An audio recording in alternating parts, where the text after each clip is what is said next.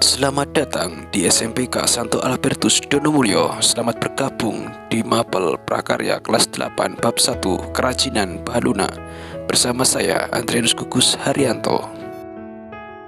Kerajinan bahan lunak tentunya sangat penting untuk kita ketahui, entah yang bersifat spontanitas maupun ilmiah.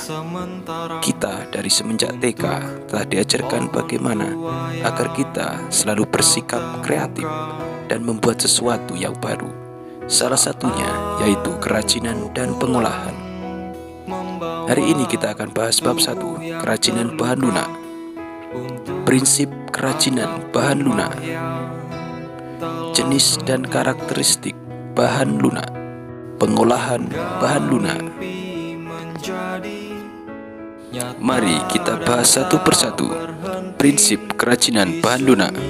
Pada praktiknya, kerajinan dibuat dengan mempertimbangkan wilayah kerja dengan beberapa prinsip berikut.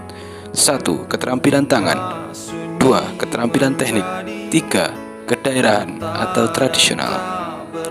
Secara umum, jenis karya ini dapat dipilah menurut manfaatnya sebagai berikut. 1. Kelengkapan busana. 2. Kelengkapan suatu benda. 3. Kelengkapan rumah atau bangunan. 4. Kelengkapan keperluan ritual atau upacara adat.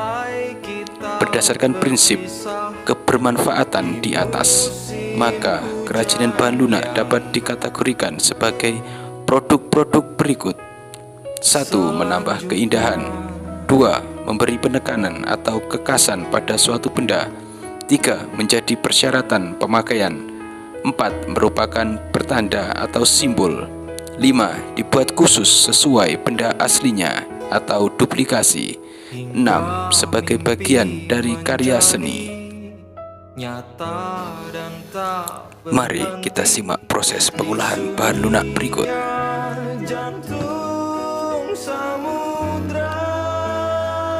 Yang kita siapkan cukup 3 tepung.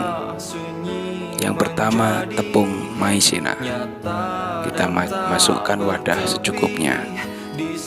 Yang kedua, tepung terigu.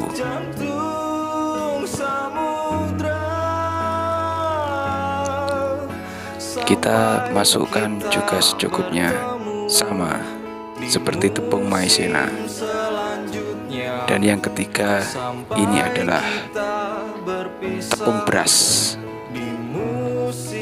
dengan ukuran yang sama. Selanjutnya,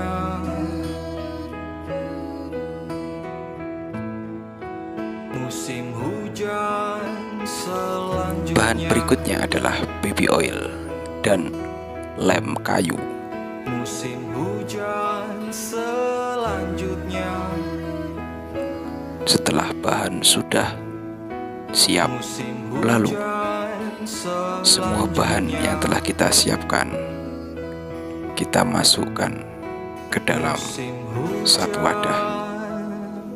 Tepung maizena, selanjutnya tepung beras, dan tepung terigu kita masukkan ke dalam satu wadah.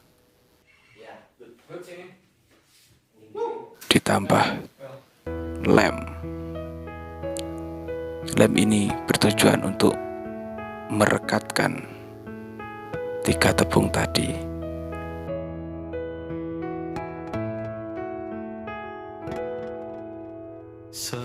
Lalu kita campur secara merata. Sementara untuk pohon tua yang kita aduk terus sampai adonan ini benar-benar tercampur dengan sempurna. Tubuh yang terluka untuk atap rumah yang. Kemudian sedikit demi sedikit kita tambahkan baby oil.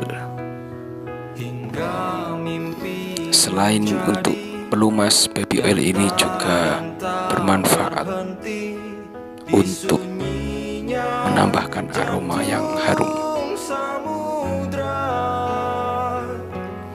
Lalu terus kita bikin adonan, kita picat-picat sampai benar-benar bertepi di sunyinya seperti ini. jantung samudra, Kita tambahkan sedikit demi sedikit baby oil. sampai kita bertemu di musim selanjutnya. Jadi sebenarnya kalau kita mempunyai kemauan, kita dapat bikin clay atau yang biasa kita sebut dengan slime. Selanjutnya Ini adalah salah satu contoh pengolahan bahan lunak, dan ini nanti bisa kita bentuk sesuai dengan selera kita.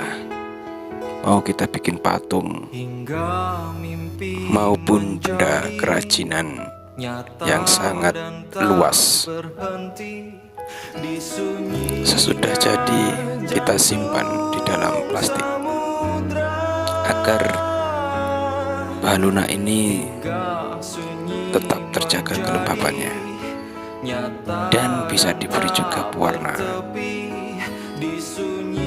agar tampilannya juga semakin cantik. Pemilihan warna tergantung selera kita ya. Yang penting terlihat bagus dan dicampur secara merata. Baik, demikian pelajaran hari ini. Semoga pertemuan ini membuahkan manfaat dan teman-teman bisa mempraktekkan di rumah masing-masing. musim hujan selanjutnya. Selamat berkarya. Musim hujan selanjutnya